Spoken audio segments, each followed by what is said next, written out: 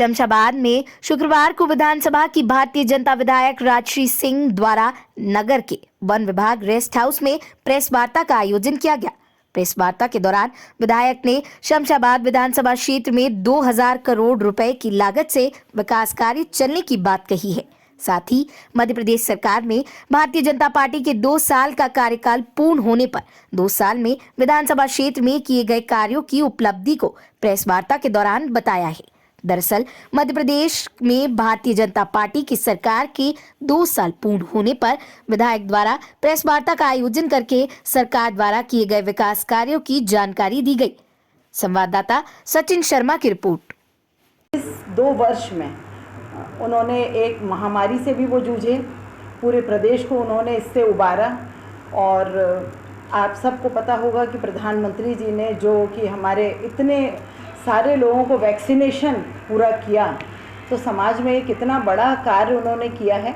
इस संबंध को लेके मैं आप सबसे चर्चा भी करना चाहती थी और 2 साल के जो विकास कार्य उन्होंने इस प्रदेश में किए हैं उसके बारे में भी आप सबको अवगत कराना चाहती थी, जिसमें कि सबसे पहले जो मेरा बूथ कोरोना मुक्त अभियान को लेकर जो उन्होंने अपना काम किया, उस बात को लेके मैं आप सबको बताना चाहती हूँ कि सभी बूथों के हिसाब से मतलब हर एक व्यक्ति को एक वैक्सीनेशन हर बूथ पे उन्होंने अपने काम को बहुत ही अच्छे रूप से एक गरीब मजदूर वर्ग जो परिवार के लोग हैं उन सभी को जब कोरोना चल रहा था तो 15-15 दिन का राशन से लेके हर काम पूरा किया, सब्जी भाजी तक का इंतज़ाम उन्होंने किया।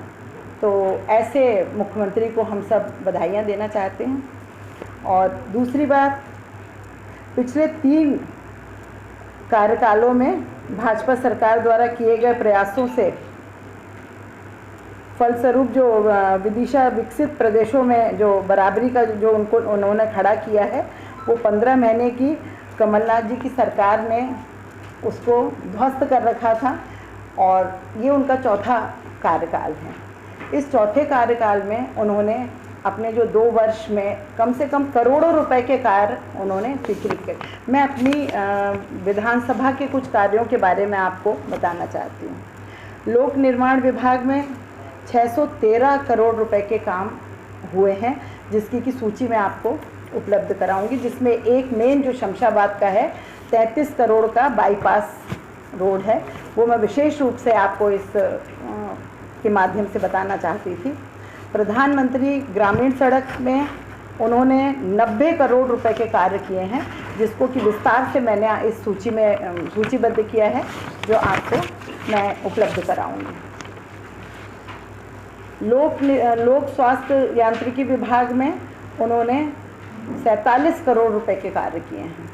और आप सबको बताना है कि जो नल से जल की योजना जो लागू हुई है, उसमें पहले 110 गांव सम्मिलित थे।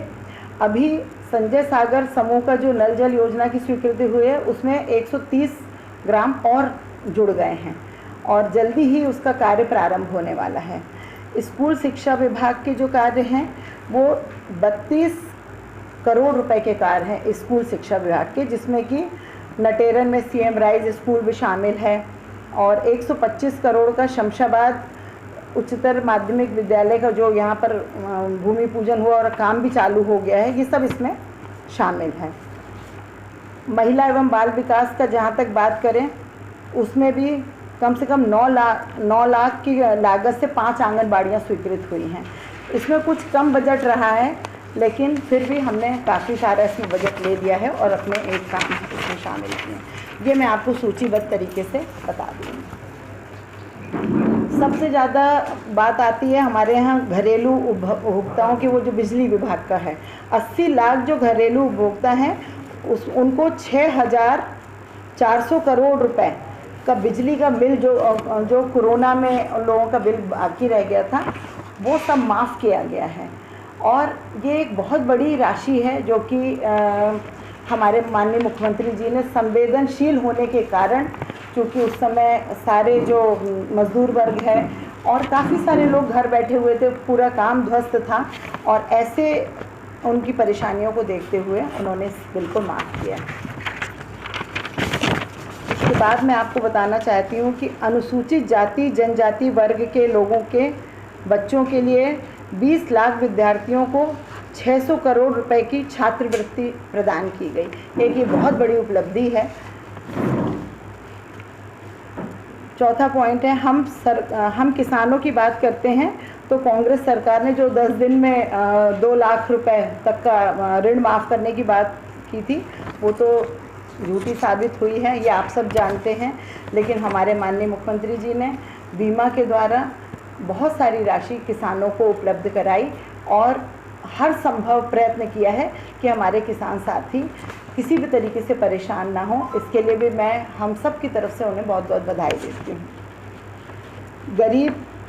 गरीब और किसान की बात करते हैं तो हमारे जो माननीय मुख्यमंत्री जी हैं, माननीय प्रधानमंत्री जी हैं, वो कभी किसी से पीछे नहीं हटे, आप सबको पता होगा।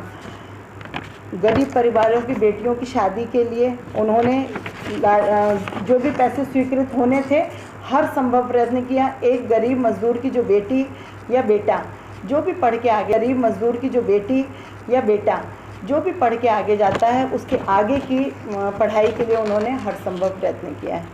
लाडली लक्ष्मी के तहत उन्होंने महिलाओं को बहुत अच्छी एक ऐसी जगह बिठा दिया है, आज लड़की किसी के लिए भार नहीं। हर बेटी के जन्मदिन पे माँ बाप इतनी खुशियाँ मनाते हैं, ऐसा पहले कभी नहीं हुआ। महिलाओं को एक अच्छा स्थान दिलाने के लिए हमारे माननीय मुख्यमंत्री जी और प्रधानमंत्री जी ने जो किया है, हमारे प्रदेश की सभी महिलाओं की तरफ से मैं उनको बहुत बहुत बधाई देती हूँ।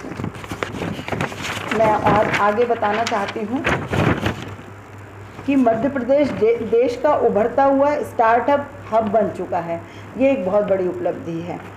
मध्य प्रदेश में वर्तमान में 1800 से अधिक स्टार्टअप स्थापित हो चुके हैं, जिसमें कि 42% स्टार्टअप जो हैं महिलाओं के द्वारा संचालित हैं। ये एक बहुत बड़ी उपलब्धि है, क्योंकि महिलाएं हमेशा से एक पुरुष का आधा अंग रही हैं।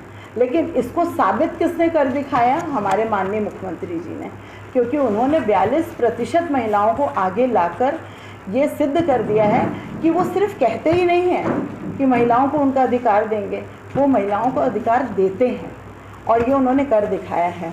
तो मैं हम सभी महिलाओं की तरफ से और आप सब की तरफ से, पूरे प्रदेश की तरफ से उनको बहुत बहुत शुभकामनाएं देती हूँ और हमेशा उनके उज्जवल भविष्य की, उनके अच्छे स्वास्थ्य